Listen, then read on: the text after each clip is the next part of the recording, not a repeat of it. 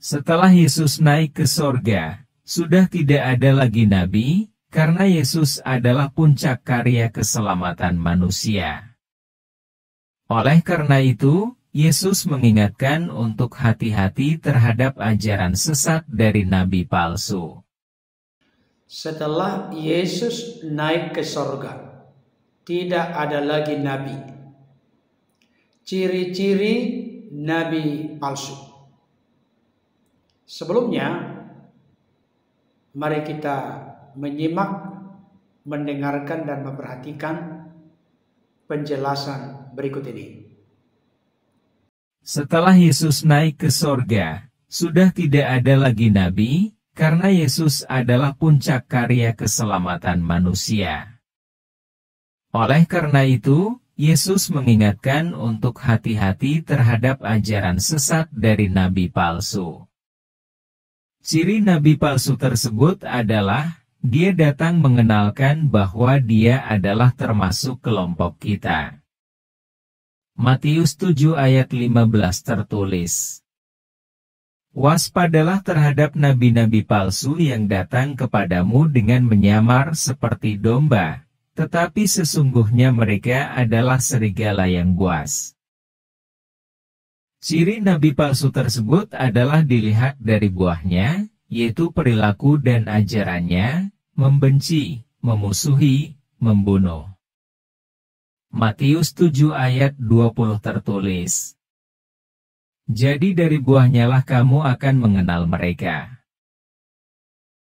Ciri nabi palsu tersebut adalah mengajarkan untuk beriman kepada Tuhan tetapi menolak kehendak Bapa di sorga. Kehendak Bapa adalah percaya kepada Anak Allah, Sang Juru Selamat. Yohanes 6 ayat 40 tertulis, "Sebab inilah kehendak Bapa-Ku, yaitu supaya setiap orang yang melihat Anak dan yang percaya kepadanya beroleh hidup yang kekal, dan supaya Aku membangkitkannya pada akhir zaman." Matius 7 ayat 21 tertulis, "Bukan setiap orang yang berseru kepadaku, Tuhan, Tuhan, akan masuk ke dalam kerajaan sorga, melainkan dia yang melakukan kehendak Bapa-Ku yang di sorga." Saudara yang dikasihi oleh Tuhan, menurut iman Kristen, bersumber dari kitab suci, sangat eksplisit, jelas, terang benderang menegaskan, setelah Yesus naik ke sorga, tidak ada lagi nabi. Kalaupun ada, itu adalah nabi palsu. Saya menunjukkan dan membuktikan kepada kita bahwa Yesuslah puncak risalah kenabian, bahkan puncak dari pewahyuan, di mana Allah menyatakan kehendak dan menyatakan dirinya melalui nuzul dan turunnya Sang Firman mengenakan tubuh kemanusiaan. Ibrani 1 ayat 1 sampai 2. Setelah pada zaman dahulu Allah berulang kali dan dalam pelbagai cara berbicara kepada nenek moyang kita dengan perantaraan nabi-nabi. Maka pada zaman akhir ini Ia telah berbicara kepada kita dengan perantaraan anaknya yang telah Ia tetapkan sebagai yang berhak menerima segala yang ada. Oleh Dia Allah telah menjadikan alam semesta. Saudara dikasih Tuhan, bagian firman Tuhan ini sangat jelas menunjukkan, membuktikan kepada kita bahwa pada zaman dahulu, maksudnya pada zaman perjanjian lama, berulang kali dan dalam berbagai cara berbicara kepada nenek moyang bangsa Israel dengan perantaraan nabi-nabi.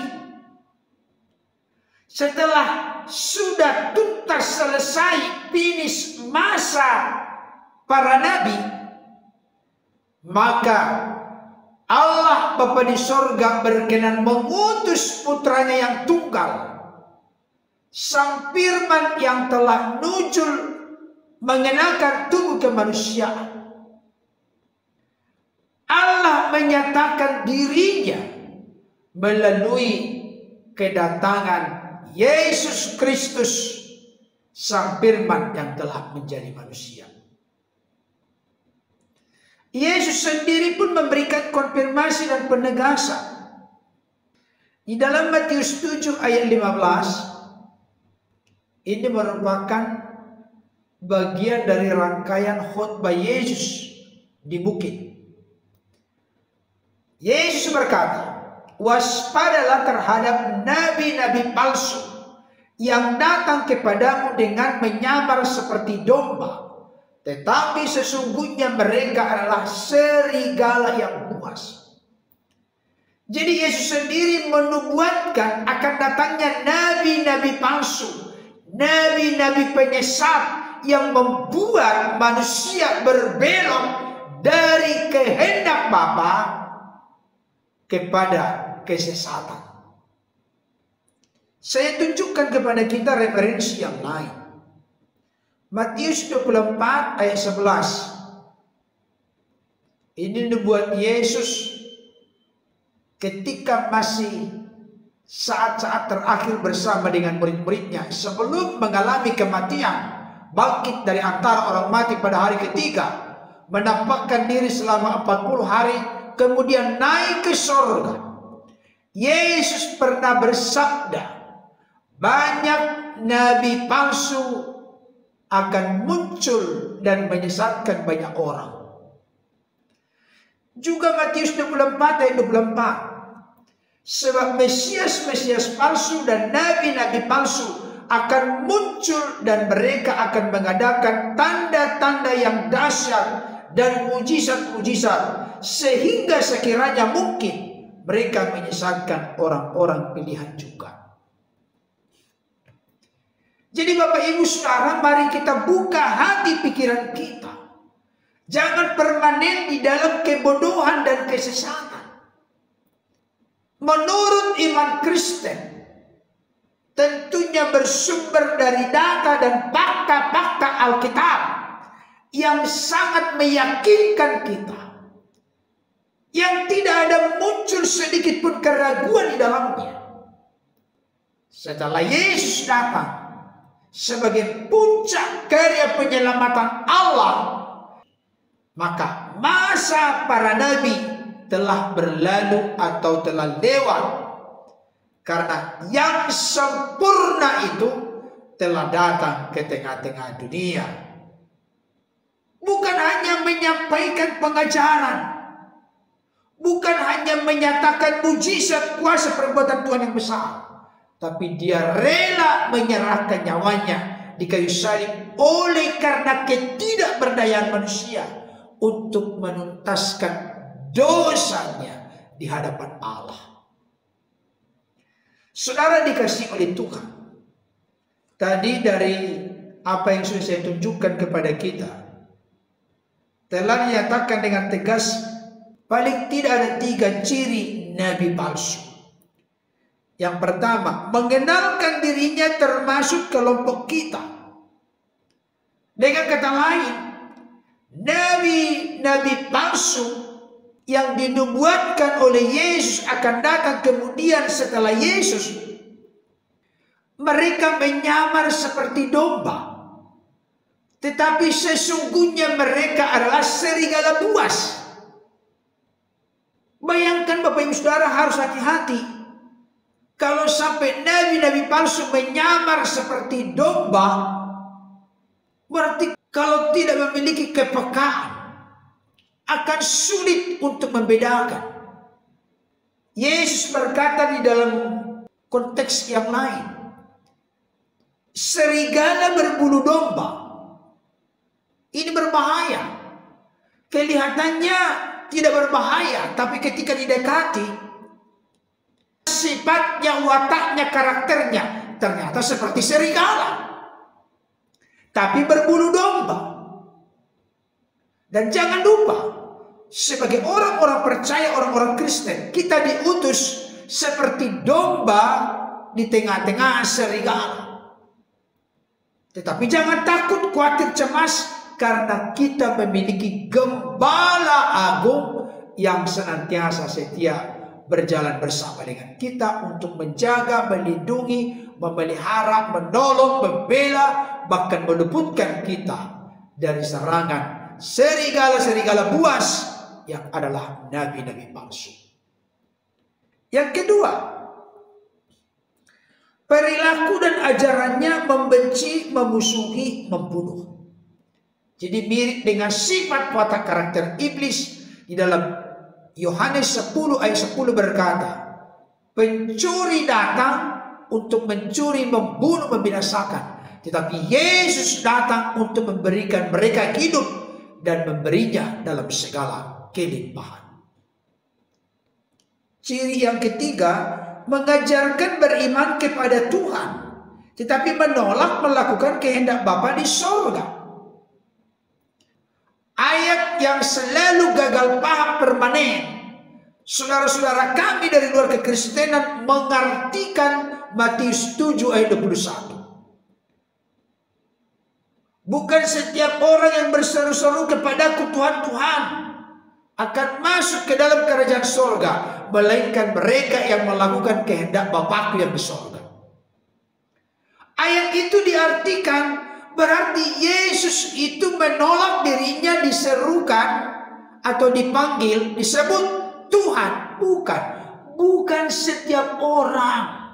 Berarti ada orang yang berseru Tuhan, Tuhan, diselamatkan dan ditempatkan di sorga yang kekal.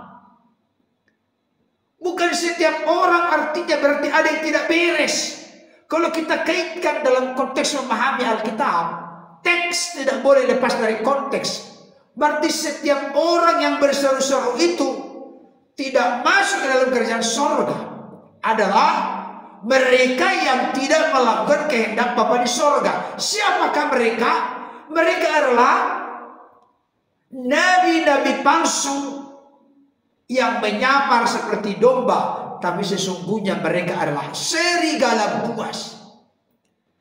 Jadi itu tidak menunjukkan penolakan Yesus sebagai Tuhan, karena memang Yesus itu adalah Tuhan, Raja, Penguasa, dan Juru Selamat bagi seluruh umat manusia, terlebih khusus bagi yang membuka hati pikirannya, percaya menerima Dia sebagai Tuhan Juru Selamat dalam hidupnya. Berarti siapakah yang berseru-seru Tuhan, Tuhan tidak masuk kerajaan sorga? Adalah orang-orang yang tidak melakukan kehendak Bapa di sorga. Apakah kehendak Bapa di sorga itu? Di sini ada banyak gagal paham. Saya baca untuk kita Yohanes 6 ayat 28, 29 dan 40. Lalu kata mereka kepadanya, apakah yang harus kami perbuat supaya kami mengerjakan pekerjaan yang dikehendaki Allah? Jawab Yesus kepada mereka, inilah pekerjaan yang dikehendaki Allah, yaitu hendaklah kamu percaya kepada Dia yang telah diutus Allah. Ayat 40. Sebab inilah kehendak Bapakku, yaitu supaya setiap orang yang melihat Anak dan yang percaya kepadanya beroleh hidup yang kekal, dan supaya Aku membangkitkannya pada akhir zaman. Jadi siapakah yang tidak melakukan kehendak Bapa di sorga? Mereka-mereka yang tidak mau percaya, tidak terbuka percaya kepada Yesus Kristus.